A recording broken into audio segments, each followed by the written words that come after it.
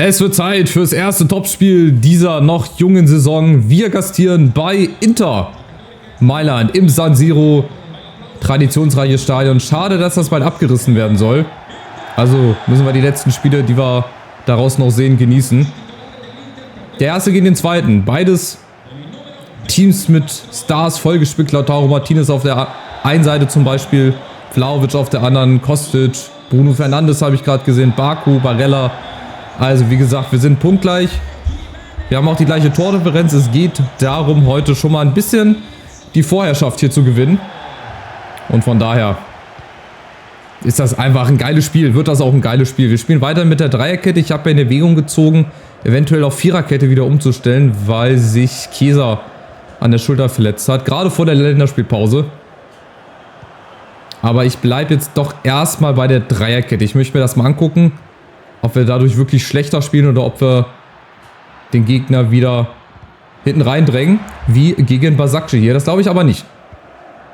Einfach aus dem Grund, weil Depay und Martinez und wie sie nicht alle heißen, Barella auf der Außen, unter anderem Brekalo und Brozovic, die schätze ich weitaus stärker ein als Basakci hier. Und erste Chance. Onana im Tor. Schöner Schuss von Pogba, der war gar nicht so gefährlich, also sah gar nicht so gefährlich aus. Schöne Stimmung, ey. Beide Fanlager, wir haben den ganzen Auswärtsblock schon mal eingenommen. Auf der anderen Seite, schlechte Ecke. Aber Larsson sitzt nach, McKennie und Ndika. Und Pogba, mal gucken. Ja, hier waren die Skills ausgepackt. Und den Freischuss gibt's. Ab und zu mit Pogba kannst du mal so einen auspacken. Und der schießt jetzt auch den Freischuss. Das ist eigentlich eine richtig gute Position, um mit dem Außenriss zu schießen. Wahrscheinlich geht er bei mir voll vorbei, oder? Pah, nee, den kann ich nicht mit dem Außenriss schießen.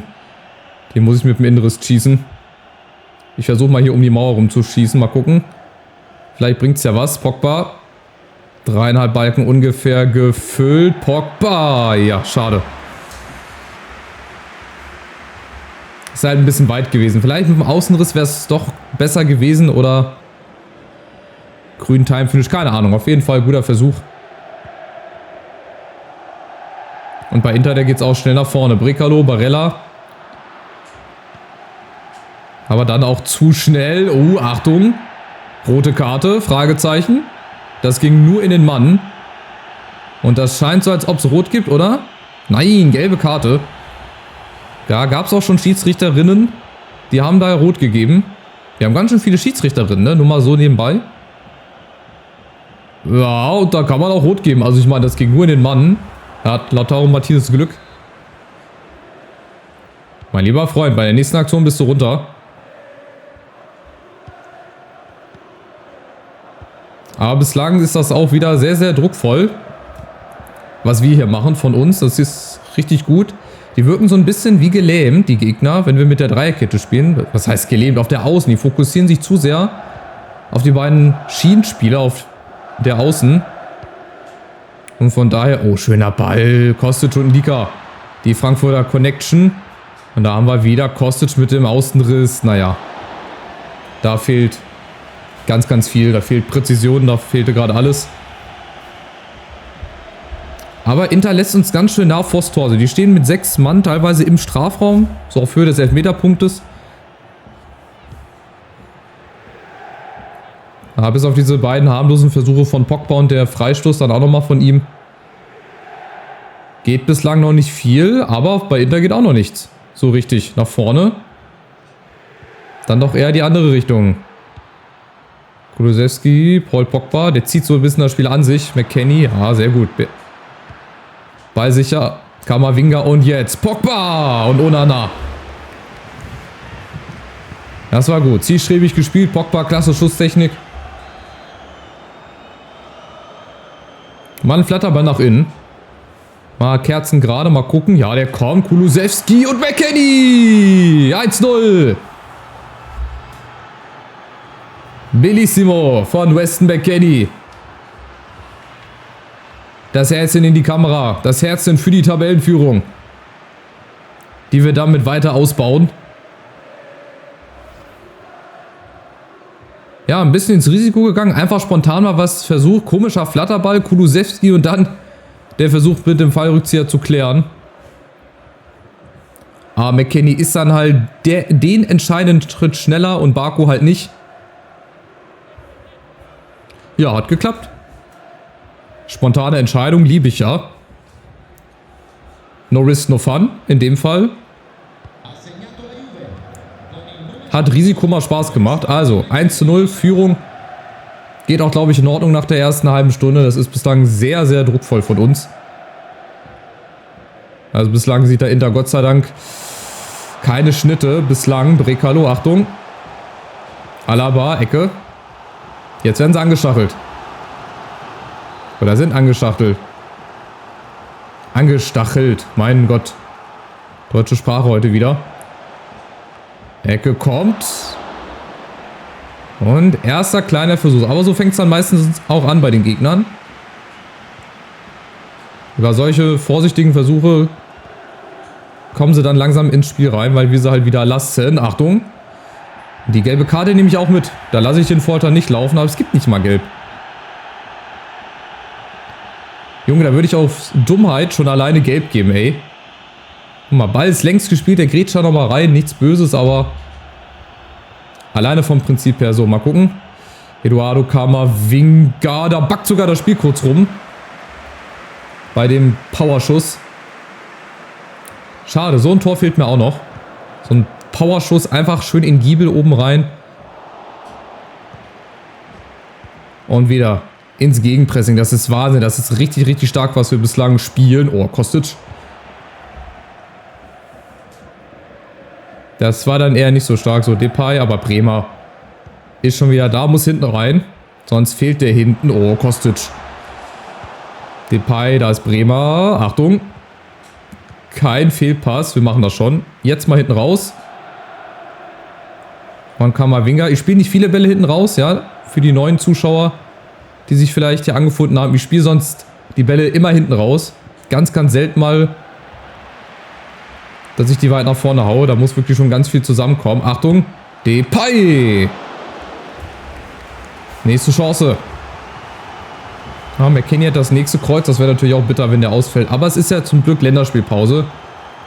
Und daher haben sie alle mal Zeit, sich dann zu regenerieren. Wobei, da wird nicht viel sein, ey. Wir haben ja zig Nationalspieler. Da ist da nicht viel mit regenerieren. So. McKennie, Vlahovic und Larsson. Ne? Schade. Der ist bislang noch so ein bisschen abgetaucht. Den kriegen wir noch nicht so ins Spiel rein.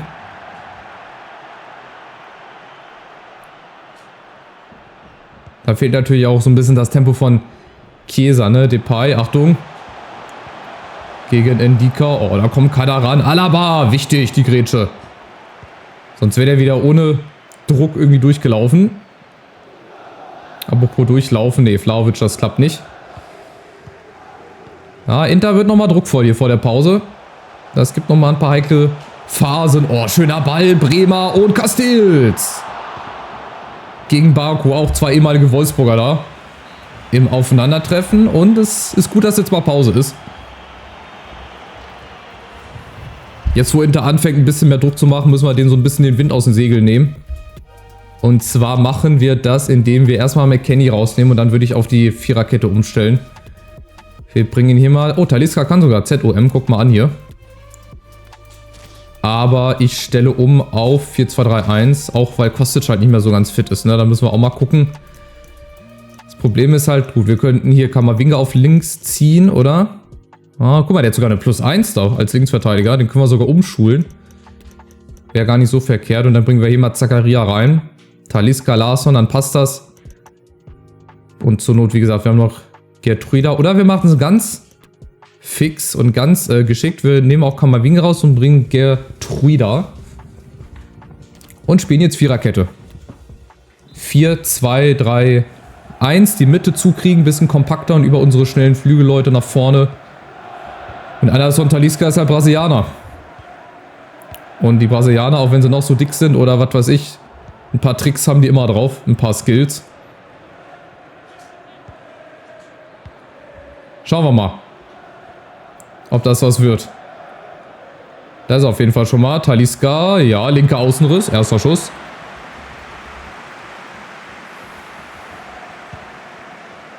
Jetzt ist Inter halt gefordert, ne? Und ich hoffe mir halt hier durch diese beiden Sechser, durch das kompakte Mittelfeld, dass die da jetzt einfach gar nicht mehr durchkommen. Die zweite Halbzeit, dass wir die wegverteidigen bis zum geht nicht mehr. Jetzt die Chance, Kulusewski schnell gespielt, jawohl, Vlahovic und da ist er wieder, da ist Talisca! Ich sag ja, Brasilianer und Technik. Der hat's drauf. Den Torjubel von Umtiti abgeguckt. Aber schön, wenn dein Plan mal wieder aufgeht. Ey, Talisca als hängende Spitze. Vlahovic außen reißt Lücken, dafür Platz dann für Talisca. Und der dann durch die Beine sogar, ja, des Verteidigers. Ohne Chance. Auch für Onana, 2:0. Das ist bislang wirklich ein sehr, sehr dominantes Spiel von uns. Auch nach wie vor. Von Beginn an. Aber trotzdem ist noch nichts gegessen. Da ist noch nichts gegessen. Brekalo, ja. Muss auch mal sagen, unnötig da. Ja, da hat falsches Timing gehabt. Luzarel Gertruida.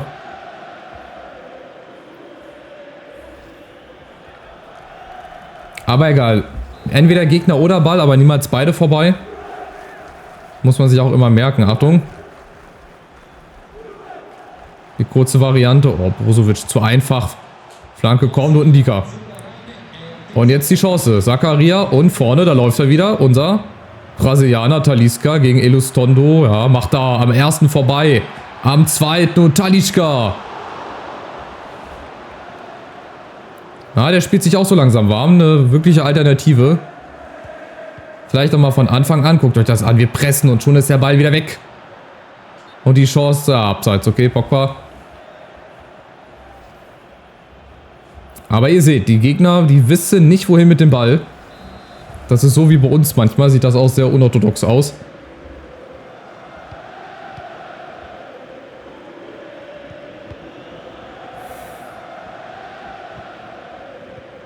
Ja, was kommt noch von Inter? Also, ich habe ja gedacht, so nach dem Ende der ersten Halbzeit, die kommen noch mal ran. Ich will sie jetzt nicht wieder stark reden. Achtung, Depay. Das mache ich nämlich hier öfter mal.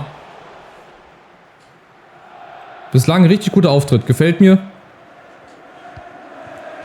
Auch die Umstellung hier aufs 4-2-3-1, das hat sehr gut getan auf jeden Fall.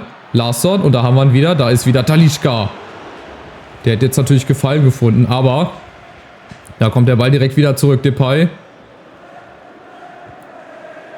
Aber die Mitte steht und auch die Außen. Sehr, sehr gut. Also, das geht bislang ganz gut auf. Dann das Pressing von Inter und dann haben wir natürlich massig Platz. Oh, überragender Ball. Talisca, spitzer Winkel. Warum nicht? Warum denn nicht? Oh, guck mal, Ball ist im Tor. Wäre ja ein schöner Bug gewesen, wenn der Schiri das noch als Tor gewertet hätte.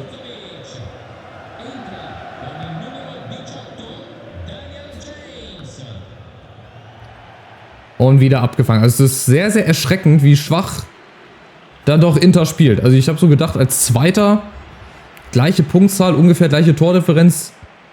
Die würden ein bisschen stärker aufspielen, aber bislang ist das wirklich sehr, sehr erschreckend, was sie hier leisten. Achtung, aber ist ja noch nicht vorbei. Baku gegen Alaba. Jetzt Bremer in der Mitte. Vorsicht. Oh, Zakaria. Kriegen den Ball da nicht weg. Castells. Ganz ruhig, ganz souverän. Und auch halt wieder nur Chancen, weil wir sie einladen. Weil wir die Fehler machen. Und Inter hat da riesen Lücken da im Mittelfeld. Guck mal, Talisca war auch wieder frei. Da war niemand um ihn herum, der ihn da wirklich hätte bedrängen können. Und gelb für Baku. Für Riedle. Ja, aber Pogba ist nicht verletzt. Komm, das ist nur in der Animation so. Ja, ist ein normales Foul, ist alles okay. Geht weiter. Larsson, ja, ein bisschen zu lange gebraucht.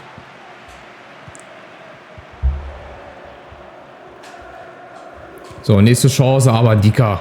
Rustikal. Bisschen riskant, aber natürlich muss das auch immer sein in jedem Zweikampf. Wieder Talisca, Zakaria und Vlahovic abseits. War es nicht, aber trotzdem gute Chance. Und die bleiben bei ihrer Dreierkette. Die bleiben beim 3-4-3.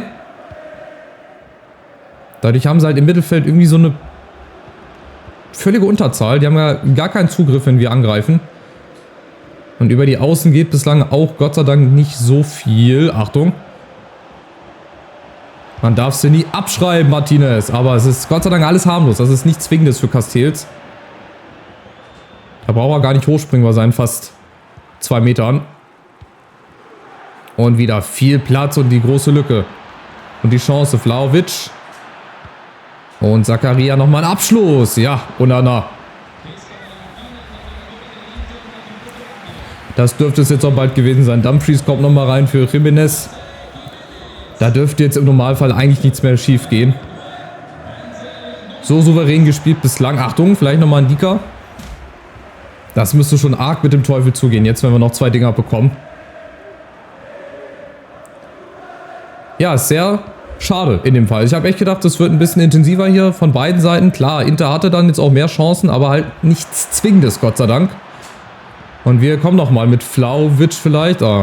Mit seinem fast schon berühmten Move hier am Ball vorbei zu laufen.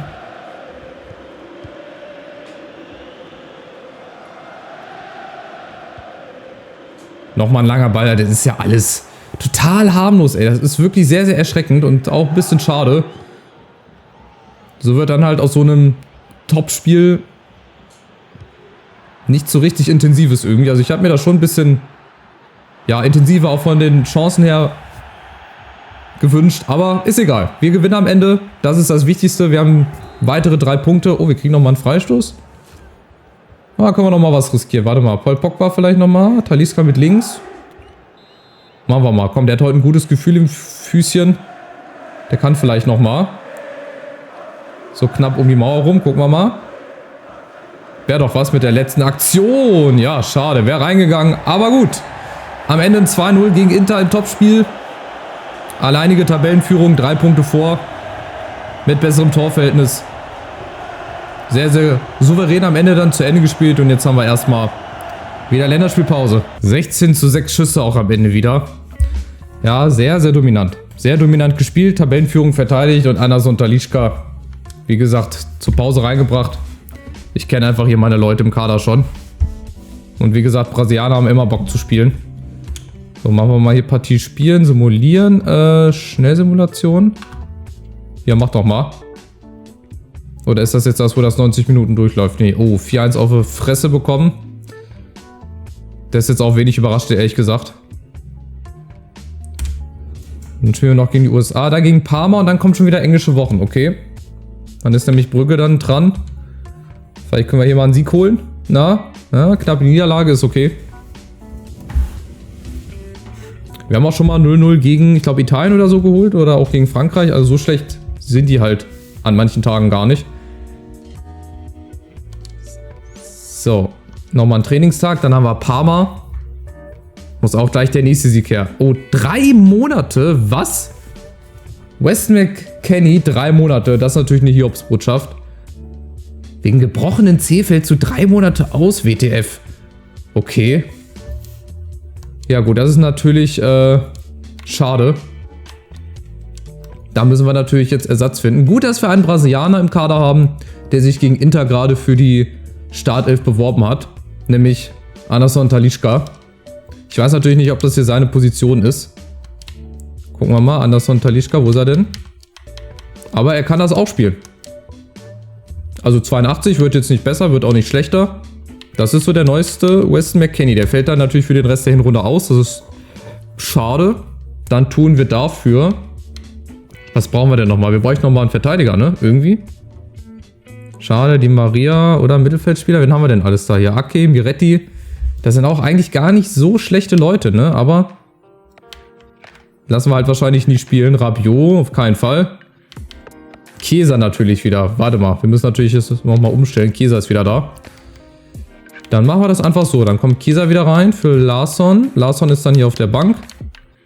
Dann besteht unsere Bank also quasi aus 4 Offensiven und nur 2 irgendwie Defensiven. Und Buffon natürlich. Den nicht zu vergessen. Aber ich bin gespannt. Ich glaube, Talisca macht seine Sache ganz gut. Vlahovic hat jetzt schon eine 90. Also auch da ist er noch nicht ganz an seinem Maximum angekommen. Und dann starten wir rein in die nächsten englischen Wochen. Wenn ich doch gerade mal hier drauf schauen darf, dann gucken wir nochmal auf die Tabelle und dann beenden wir den Part. Wir haben jetzt auch wichtige Spiele. Wir haben jetzt Parma, Brügge, dann haben wir Rom, dann Udine, dann auch wieder nur ein paar Tage Pause. Also wir haben dann bis zur nächsten Länderspielpause. Sag mal, wie viel gibt es denn hier? Gibt es 3 Länderspielpausen in der Hinrunde? Also jetzt nur englische Wochen. Das heißt auch ein bisschen durchwechseln. Jetzt kommen auch ein paar andere Leute wieder zum Spielen. Ich freue mich, wenn ihr euch auffreut auf die nächsten Spiele und auch gerne dabei sein wollt. Lasst ein Abo da, dann werdet ihr immer informiert. Aktiviert die Glocke. Einen Daumen nach oben, das würde mich sehr, sehr freuen. So sieht es in der Tabelle aus. 3 Punkte vor dem AC Mailand, wollte ich gerade sagen. Inter, dann Rom, dann der AC Mailand. Die haben wohl schon wieder alle gespielt. Und dann sehen wir uns. Macht's gut, bis zum nächsten Spiel. Ciao, ciao.